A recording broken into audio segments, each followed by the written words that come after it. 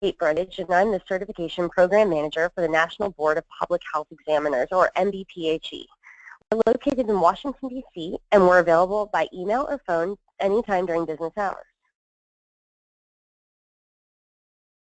Today we'll be discussing the following topics: the NBPHE History, Board of Directors, Statistics and Growth, why the CPH, Benefits and Testimonials, Pilot Program and Findings, a snapshot of employers who are actively seeking the CPH credential, the CPH process from cradle to grave, so certification overview, eligibility, and what it means to be provisionally certified versus actively certified.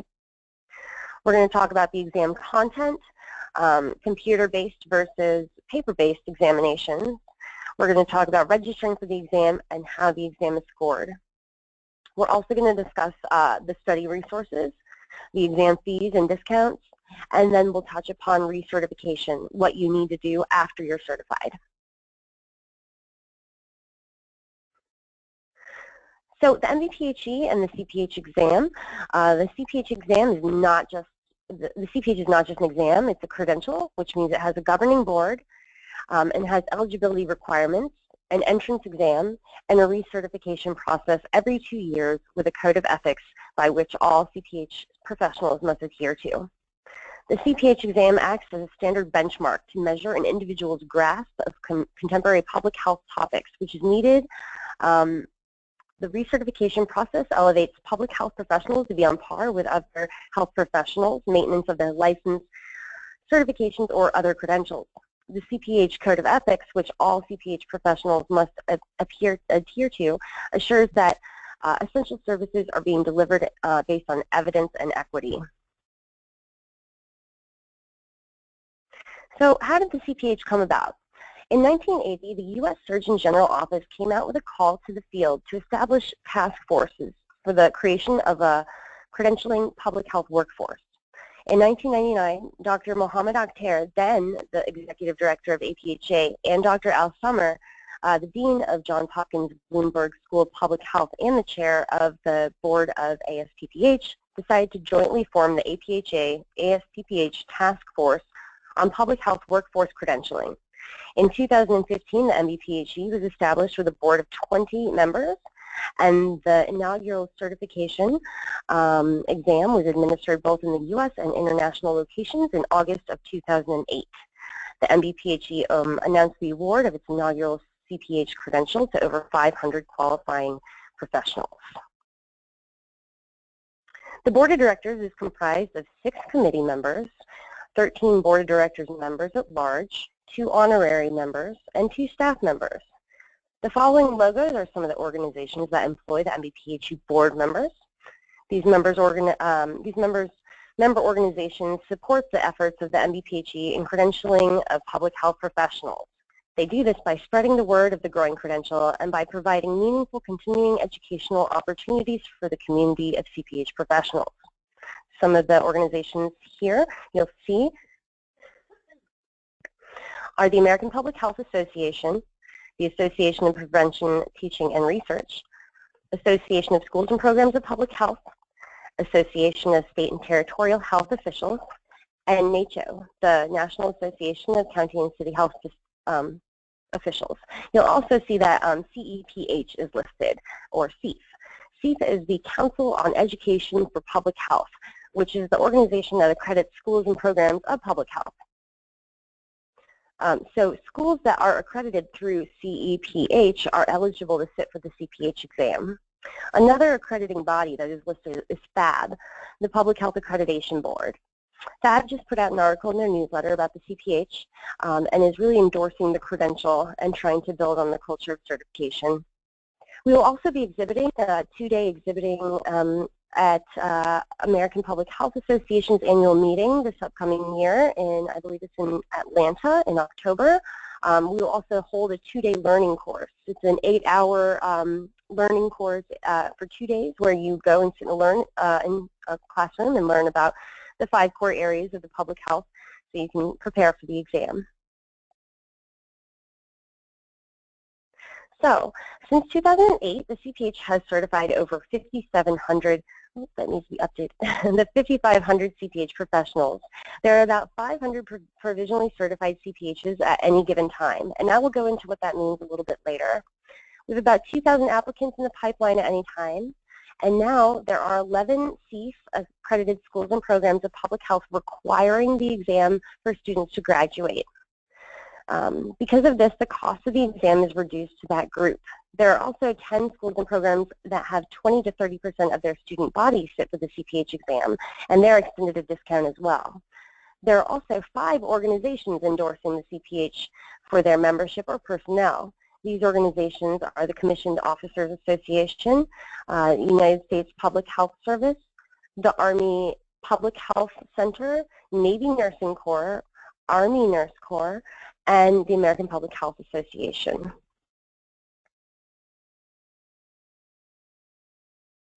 Here's a graph of the growth of CPH since inception in 2008. We have about 5,700 CPH professionals. We certify about 1,100 a year. So why the CPH? The CPH credential is the only credential of its kind for public health that demonstrates not only your knowledge of key public health sciences, but also your commitment to the field through continuing education focused on emerged and established public health issues. The #1 vision of the NBPHE is to professionalize the field of public health and to raise the visibility of the field itself. We strive to do this by administering the only public health examination that encompasses all of the core and cross-cutting areas of public health. We want to create an elite community of certified graduates, working professionals, faculty, leaders, and pioneers in the field of public health. The CPH credential, like most certifications, demonstrates dedication and commitment to the field beyond your education and into the workforce. The vision also includes having a core standard body of knowledge for public health professionals to reference, and lastly, to promote continuing education and lifelong learning.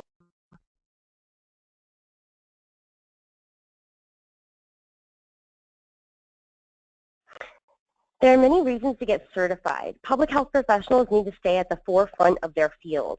This is accomplished by thoroughly understanding the interaction between different specialized areas of public health, learning new strategies to cope with disasters, and constantly staying ahead of any threat.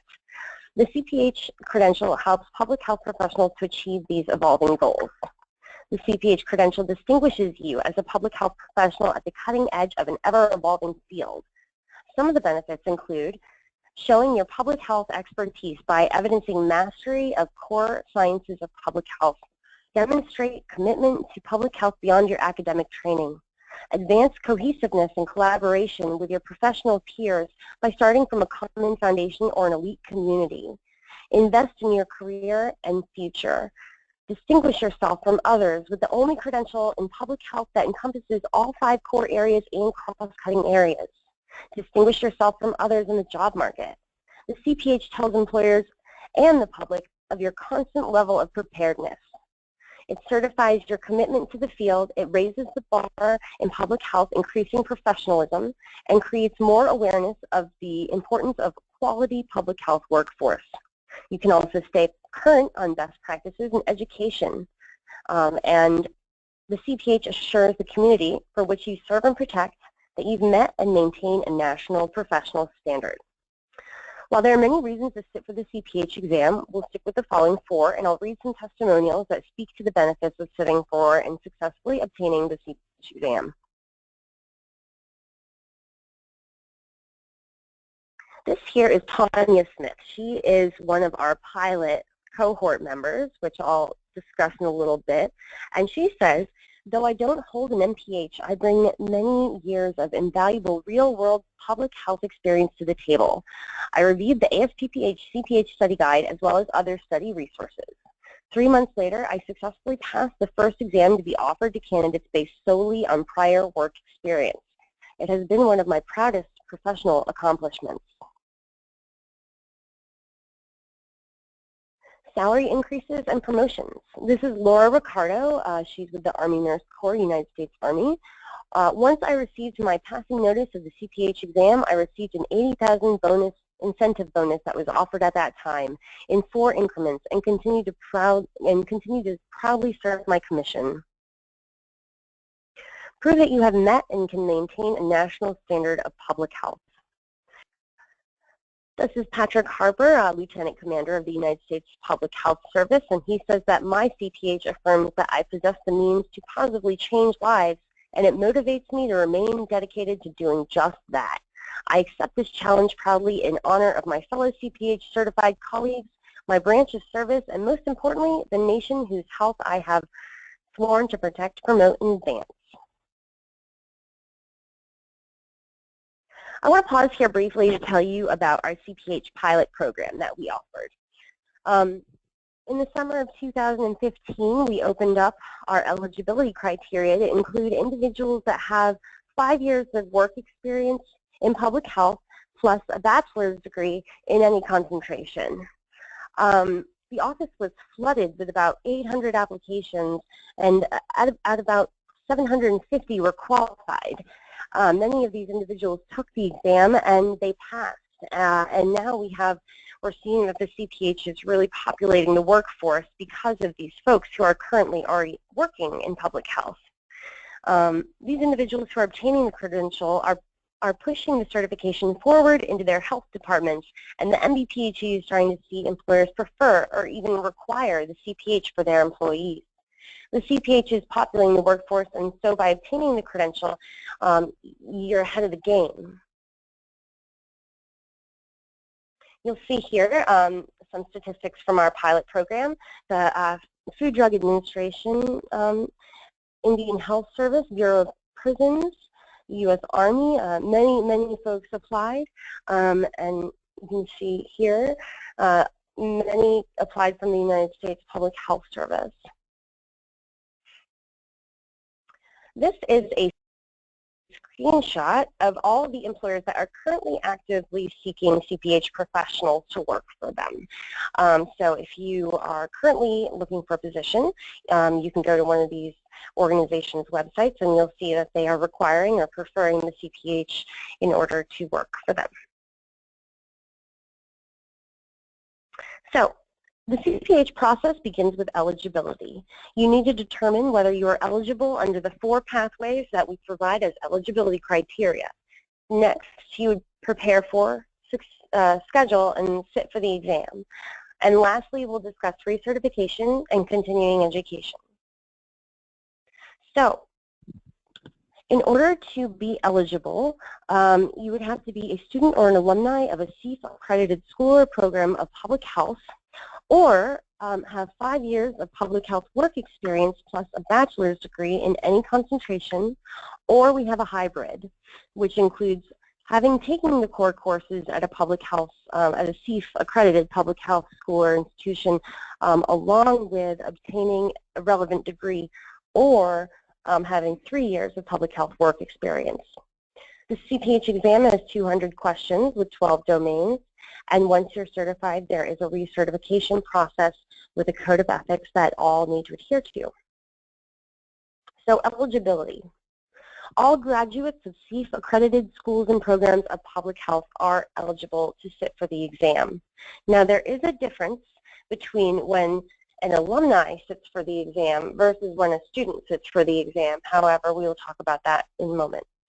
So all graduate students who have completed or are enrolled in the core courses of biostatistics, epidemiology, environmental health, health policy and management, and behavioral and social sciences are eligible to sit for the exam.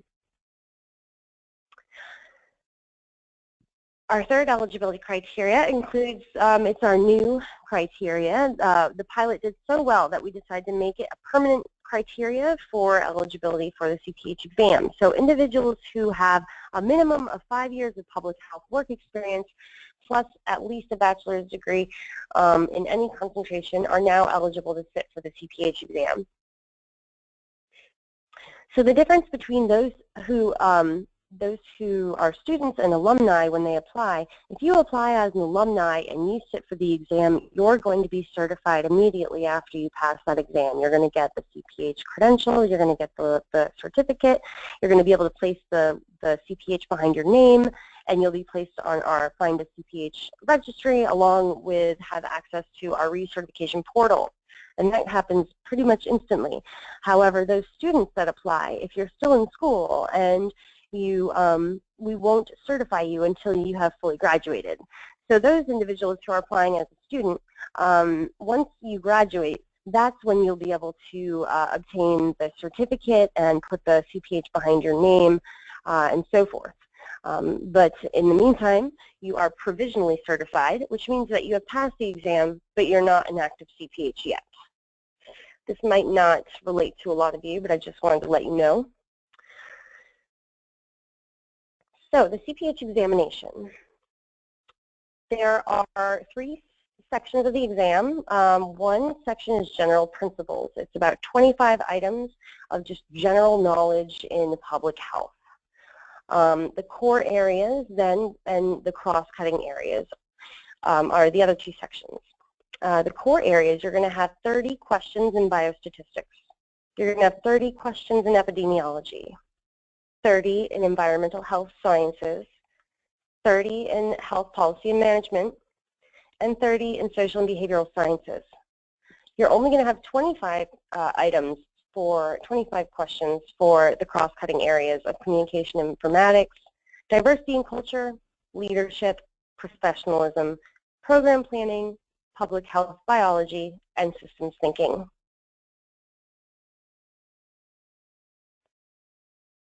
Okay, so the CPH exam is a timed exam. There are 200 items. You have 4 hours to sit for the exam. You're not allowed to bring in scratch paper, pencils, or calculators. However, I've been told that the biostatistics questions are more about recognizing formulas than actually doing math. All questions are multiple choice and single best answer, so there are no essay questions. You have 2 exam options. There's computer-based and paper-based. We offer the computer-based testing the whole month of February, the whole month of June, and the whole month of October. Testing facilities, I believe, are open Monday through Sunday, and we have about 200 testing facilities. There's about 5 to 10, I believe, per state. And you can key in your zip code into our website, and then that'll tell you which testing facility is closest to you. What you would do is schedule the exam online, and then you would go to that testing facility near your home and sit for the exam. We also offer paper and pencil examinations. This is mostly for those universities that want to have, 20 of their students test at one time. So we'll set up a paper and pencil examination for those folks on their campus. And there's a minimum of 8 to qualify, but if the Army Nurse Corps wanted to do a paper and pencil exam at their offices, we would be able to set that up for you. So there are 2 ways to take the exam. Now there is a difference between computer-based exam and paper-based exam. The computer-based exams, you're going to get instant scoring, which means the minute you hit submit on your test, you're going to get your results. You have 72 hours to register or reschedule. Paper-based examinations, there's a 30-day registration deadline. So if you are going to sign up for one of our paper-based examinations, you're going to have to register 30 days in advance, and they don't really budge on that. So you just got to remember with computer-based scheduling, you only have 72 hours to schedule.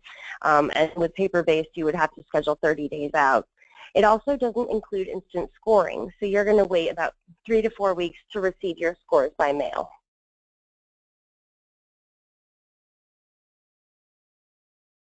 I'm going to stop and see if there are any questions real quick before we go into registering for the exam. Okay. It doesn't look like there are any questions, so we're going to continue. So there's a couple different ways to apply. If you're a student or an alumni, you're going to go to our website and you're going to go to Register Now, and you're going to click on Student and Alumni.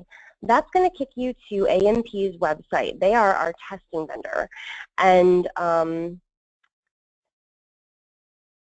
what you would do is create an account online with them. The school or program that you attended would log into the system and verify that you did attend that school or that you are currently enrolled in this school. And then you would be able to pay online and schedule your exam. The first reschedule is free. So if you schedule your exam online and you realize that you have a conflict and you need to reschedule, the first exam reschedule is free. The second exam reschedule is $125. So just keep that in mind. If you need to reschedule twice, it's going to be $125 additionally than the CPH exam cost. So just keep that in mind when registering. And we're going to talk about discounts a little bit later. And at this time, I don't think vouchers apply to the Army Nurse course, so we'll just skip over that piece. The other way to apply is if you're applying through the new public health work experience with the 5 years of public health work experience plus a bachelor's degree in any concentration, you would go to this middle box here on our website. You go to Register Now, and you would click on this middle box, which would take you to our web form application where you would fill out the entire application, upload your transcripts and resume, and you would pay online. That would then be, your application would then be reviewed by our board of directors, who then would decide if you are eligible or qualified to sit for the exam. And then once you're deemed eligible and qualified to sit for the exam, you would pretty much follow the same process as the students. You would, let me back up a bit. You would then create your account online, and while there is no verifying piece because we verify it with the board of directors, you would create your account online and you would just schedule your exam. So the process is a little bit different for those two. One, you're going to do it all with our testing vendor. The other one, you're going to apply through NBPHE through this new public health work experience. So you enter your public health work experience into the application, upload your transcripts and resume. You pay online. So the Army Nurse Corps is being offered a discount for the exam. You guys are being offered $315 to sit for the exam, and the examination, the standard price is $385. So what you would do is you would register for the exam, you upload your transcripts and resume, and you would pay the $385. Once you sat for the exam and were successful, we would mail you the refund check, the difference. That's the way the process is currently. However, going down the road in the future, that discount will be programmed in, so you won't need a refund check. However, at this point in time, you're going to pay the full fee and then be refunded. I believe it's the $70. If you are approved for the exam, AMP will contact you to schedule your exam. If you're not approved, you'll be refunded in full. So scheduling the exam, you have 2 years of eligibility from the time that you apply. All scheduling, rescheduling, deferrals, all of that must go through AMP, and their phone number is right here.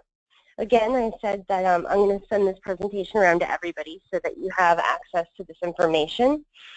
And just to mention one more time, the first reschedule is free, the second reschedule is $125. Okay. So how is the CPH exam scored?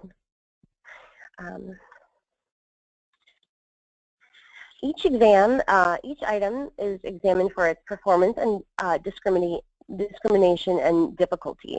Content-based analysis determines the minimum passing standard required to achieve certification. Each exam is equated. However, since they're all different, we don't have a passing score that we could give to you. Each exam has its own passing score. But we can say that the pass rate is more than 75%. So the CPH exams are created using multiple choice test items drawn from a CPH item bank. The NBPHE selects faculty and practitioners each year to write new questions and write new items for the item bank.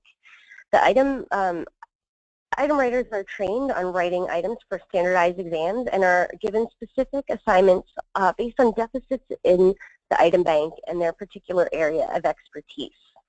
New item writers are assigned to experienced item writer for mentorship who assists with those edits before the items are submitted. More experienced item writers submit their items directly to the new pool for review. New items are categorized by difficulty and the specific area of knowledge of the content outline that the item addresses. Items are submitted for a review by a committee of item writers who refine and edit items before they are submitted to the bank for a second round of review. At least one new test form is developed each year. A form review committee reviews each exam as a whole and makes further edits to the individual items in order to, in addition to the composition of the form itself. So following the administration of an exam, the form review committee examines the performance of each item and makes adjustments for items which do not discriminate between strong and weak examinees or simply do not perform well. A third committee then sets the passing score based on the modified Angoff method. The modified Angoff method aims to pass candidates who are minimally competent. If you want any more information on item writing, please email us and I'd be glad to give you some more information on our item writing process. So score reports. The candidates that pass the exam at the computer-based testing location are going to receive their scores printed out for them. Those who pass are just going to see that they passed with their score. Those who fail will see a scaled scoring broken out by the domain areas so you are able to know which area you need to study harder for next time. Because you're an individual and you're with the Army Nurse Corps, your scores are not shared with anyone. If you applied as a student or an alumni, your scores would be shared with the school. However, they sign non-disclosure agreements and confidentiality agreements to say that they will not share the scores. Retaking the exam, there are multiple testing administrations a year. So again, we hold the computer-based exam the whole month of February, the whole month of June, and the whole month of October.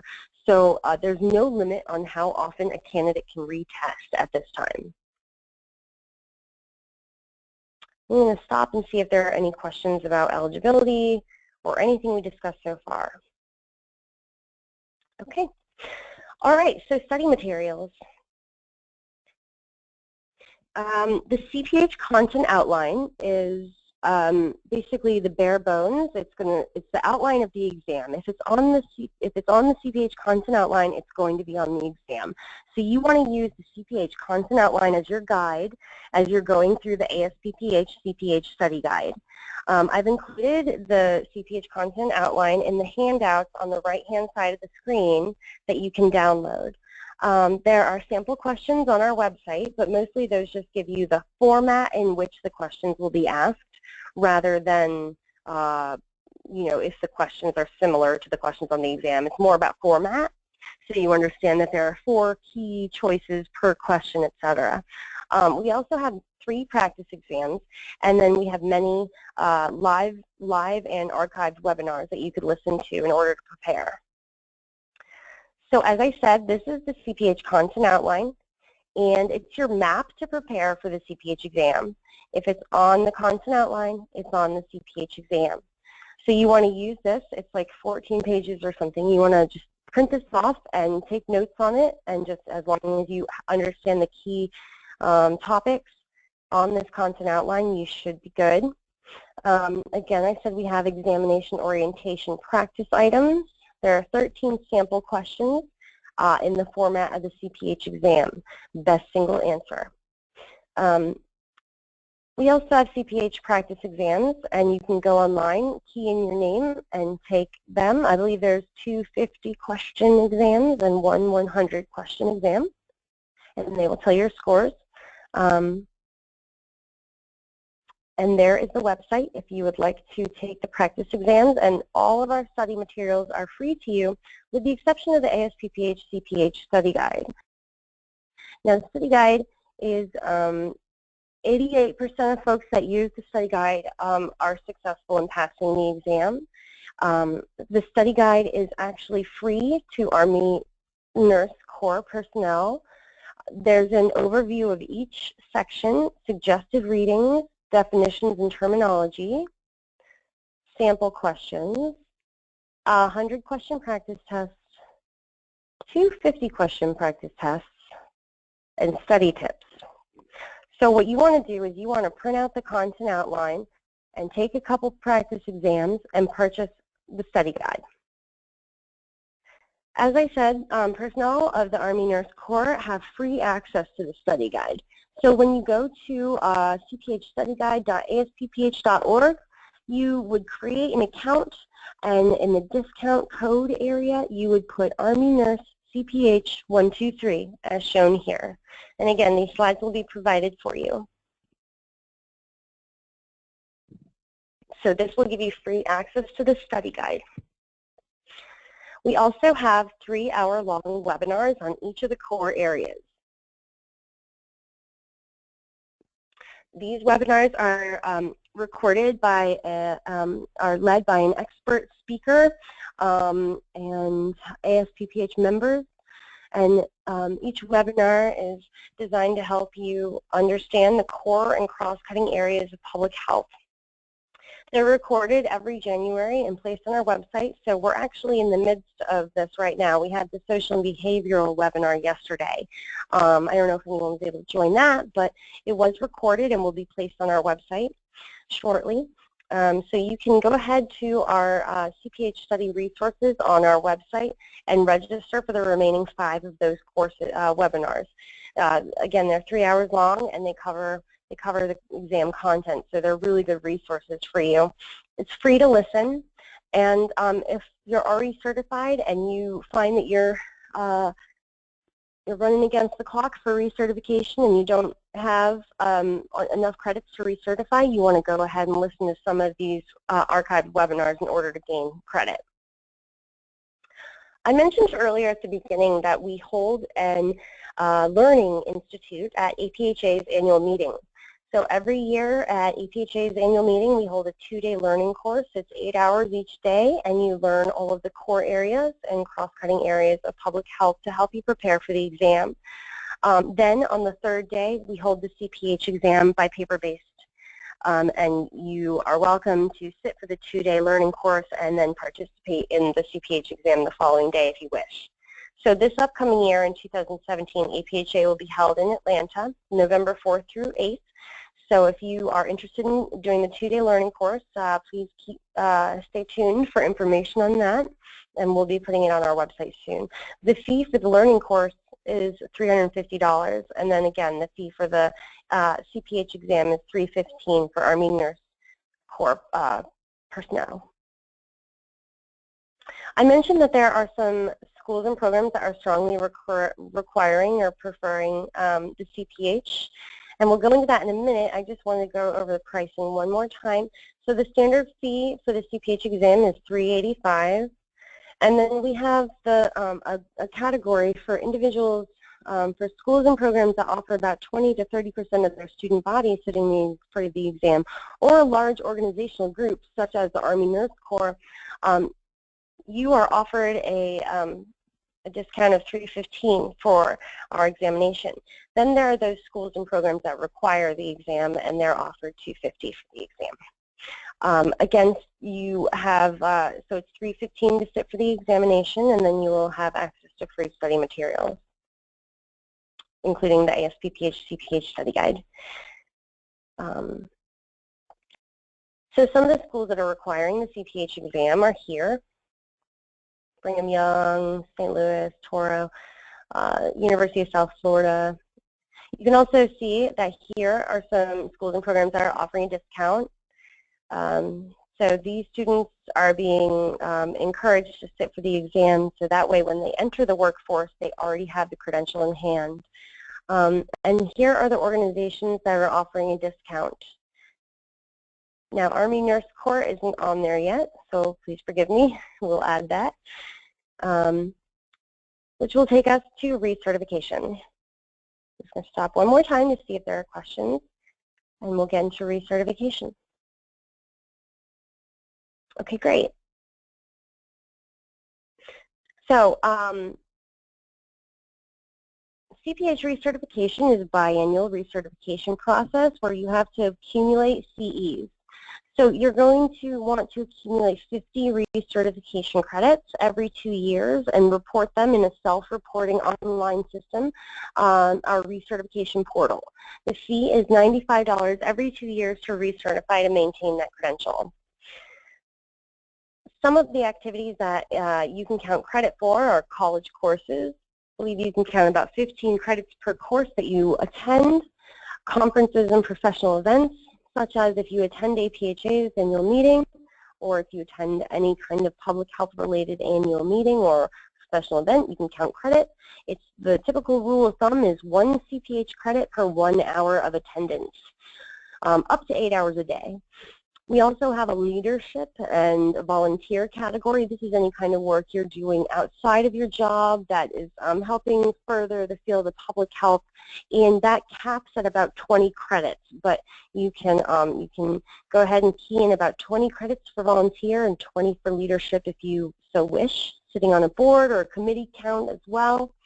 And then you could also do a CPH accreditation site visit, FAB site visit, or write questions for the CPH study guide, or write questions for the CPH exam. We also extend research credits for medical residencies and dissertations, listening to podcasts, webinars, really anything that's related to public health will count for credit for recertification. Currently, this is what the Recertification Portal looks like. So you'll see that under Cynthia's name, she has her digital badges. So the more credits you input, the more badges you're going to earn. You'll see here there's a pie chart that shows pre-approved providers and other credits. Now, she only needed 50 credits to recertify, and you'll see that all of her credits, 54 of them, are in non-pre-approved credits. Now that's okay. If you go to an event that is not pre-approved by NBPHE, you can still count credit for attending those events as long as you make a case for how they relate to public health. So we do have two ways then. We have pre-approved events and then we have non-pre-approved events. You'll also see here that you can, there's a portal within our portal that has providers and credits that are pre-approved that you can kind of look at. That's also on our website if you kind of want to look a little earlier. You would report your activity within the portal, request an extension in the portal, and again, there's recertification history. I said that you can find CEs and providers in our portal, and you can do that right here where this little red arrow is. That will help you to see a list of all approved activities. And what you would want to do is just select your criteria and hit submit, and it would bring up all of your all of the pre-approved activities that you can attend for credit for CPH recertification. However, you'll see up here where it says location up at the top, there's in-person or distance learning. Many of the in-person, there's a fee attached to it, but the distance learning is many archived webinars and online trainings that you can listen to free of charge to earn credit. As I mentioned, we have digital badging. These are visual representations of a skill or achievement, and we want to increase engagement of CPH by with these badges. So the more badges you earn, the more that they're going to show up here on your Find a CPH registry. Some of the badges include Superstar Attendee, Coursework Champ, Star Presenter, Grants Master, Lifelong Learner. So you'll see here that the more credits you enter, the more colorful the badge becomes. And then when an employer goes to our Find a CPH registry to find, to make sure and verify that you are certified, they will see your badges underneath your active status. They can also print your certificate cover letter as proof that you are a CPH. We have a Facebook page and a LinkedIn page. The Facebook page is for anybody interested in learning about the CPH. The LinkedIn page is for only folks who are CPH professionals. So you're going to want to friend us in LinkedIn after you are fully certified, and that will give you updates on recertification activities that are happening in your area, upcoming events, upcoming changes to the exam or anything like that. And the same with our Facebook page. It'll give you notifications on upcoming webinars and events that we'll be holding or that you can gain credit for. So those are two really good groups to join. We have CPH merchandise.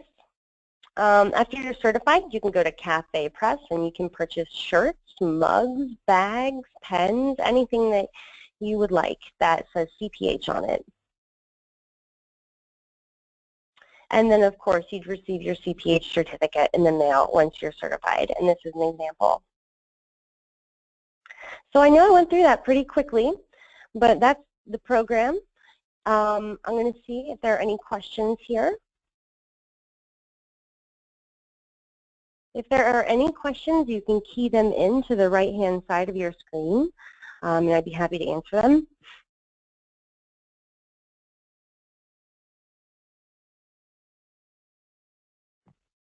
Okay. It looks like there are no questions coming in, so obviously if you have questions, you can email us here at info@nbphe.org. I'm happy to answer any questions you may have about the exam, studying for the exam, the process, and any kind of questions about how to register. My information, this presentation is going to be emailed to you shortly after with the links, that the handouts that I've also put on here on the WebEx platform.